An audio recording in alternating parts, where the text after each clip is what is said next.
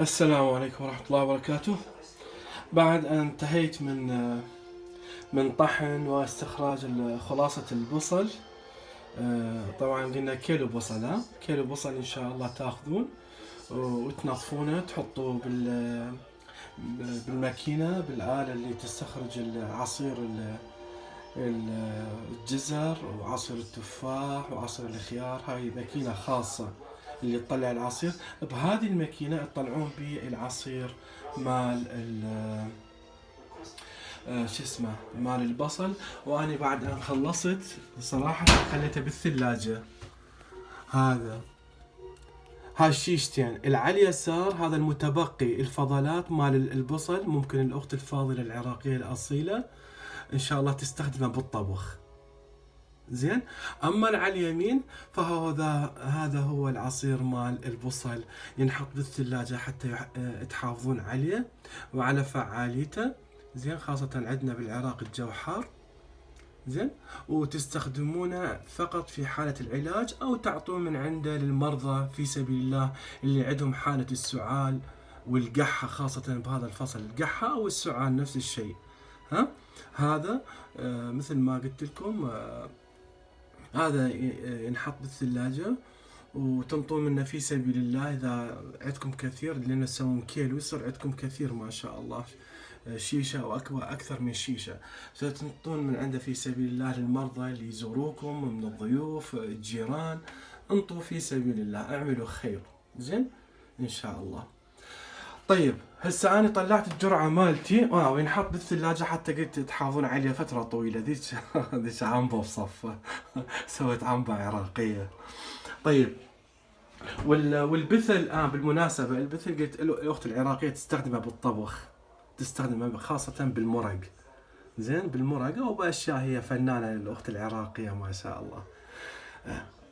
زين، هسه انا طلعت جرعه الي، لان انا مريض عندي قحه وعندي سعال، فطلعت خاشوقة ونص، يمكن خاشوقة ونص مال الأكل. هاي الجرعة، هذه الجرعة مال البصل. هسه ايش راح اضيف لها؟ راح اضيف لها ان شاء الله، اضيف لها شوية، ما اعرف شلون الزم الكاميرا، التليفون لانه بحدي. فراح اضيف لها ان شاء الله ملعقتين، اضيف لها ملعقتين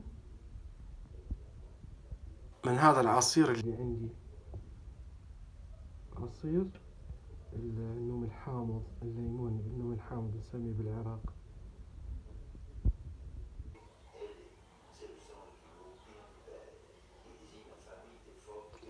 هذه ملعقة، وهذه ملعقة ثانية. النوم الحامض أيها الأخوة والأخوات ما شاء الله، هذا يسموه مقوي السي المركز. هذا السي الإنسان المريض بالإنفلونزا والبرد، هذا ما شاء الله كل زين. وكذلك يساعد الفيتامين سي، يقوي الجسم، يزيل التعب من عنده. أحد فوائده، بفوائد كثيرة ما شاء الله. اللي عنده سؤال يسألني إن شاء الله وأجاوبه. طيب نجاوبه حتى لأن الله سبحانه وتعالى انطانا نعم وانطانا علم. نعم وعلم، علينا نستخدم هذا العلم بصورة صحيحة. طيب هاي الخلطة إن شاء الله، هاي الخلطة مالتي راح أضيف لها إن شاء الله شوية عسل. زين، العسل هذا اللي الله سبحانه وتعالى قال عليه شفاء، قال به يطلع من بطونها السائل مختلف ألوانه شفاء. فهذا هو كذلك الشفاء بإذن الله، حتى تكون الخلطة مركزة. طيب، ومن بعدين حتى أكمله، أخاف الإنسان يعني الأخ والأخت واحدكم ما يتحمل ما يتحمل هذا المركز، تقدرون تضيفوا له عصير. احنا عندنا الحمد لله يعني عصير خالص ما مغشوش للأسف بلاد المسلمين أكثرها غش للأسف الشديد. أي هذا مثلا عصير الأناناس عندي، أو عصير الرمان، هذا مشتري من المحل، فمشتري يعني عصير رمان إن شاء الله، راح أحط له عصير رمان. طيب تحطون هذا العصير الرمان حتى شنو؟ حتى القوة مال البصل لا تأذيكم وتأذي المعدة. اخاف واحد عنده معدة لا تأذي. زين، فينخلط البيش بالعصير مال الرمان. يا الله، بسم الله. والخلاصة الفائدة مال البصل باقية 100%، ما راح تروح، لأنه إذا الخلاصة مال البصل تروح عندما يقتلها المي الحار والحرارة. هذا السخان والطباخ، يعني البصل إذا تحطونه والثوم تحطوه بأي شيء، هذا هي الحرارة اللي تقتل الفوائد مال مو بس البصل وإنما كل الفوائد، الخضروات، الفواكه. فالمهم البصل، فالفائدة مع البصل إن شاء الله، والنوم الحامض الفيتامين سي المركز، هذا النوم الحامض الطبيعي مال الليمون، باقية هنا ما راح تروح. زين، فتحطوا له عصير حتى يخف عليكم وما يأذي اللي عنده معدة حساسة أو هي ما يكره البصل، ما يحبه، حتى ويا هذا العصير إن شاء الله ما يبقى له شيء، ما يبقى فد ريحة هذه، فيروح مستقيم بالمعدة، وعن طريق المعدة المعدة تمتص ويروح بالدم، وإن شاء الله بإذن الله يشتغل بالجسم ويؤدي وظيفته، الوظيفة الأساسية مال البصل. لا تنسون كل الزيان للتصلب الشرايين، اللي عنده تصلب شرايين وقلب وضغط، كذلك الضغط مو بس الثوم، مو بس الثوم ذاك اللي حاطه بالزيت الزيتون يعدل الضغط والقلب، لا، كذلك الثوم هم البصل.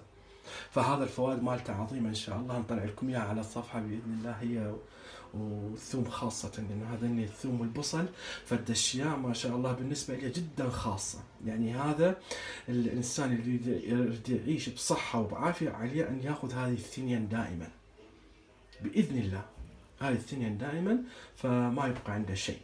واليوم أني مريض صار لي أسبوع تقريبا 8 أيام عندي فلاونزا وسعال، فإن شاء الله استخدمت هاي الخلطة اليوم، وقبل كنت استخدم يوميا والله استخدمها، الزنجبيل الأخضر قلته بالفيديو السابق،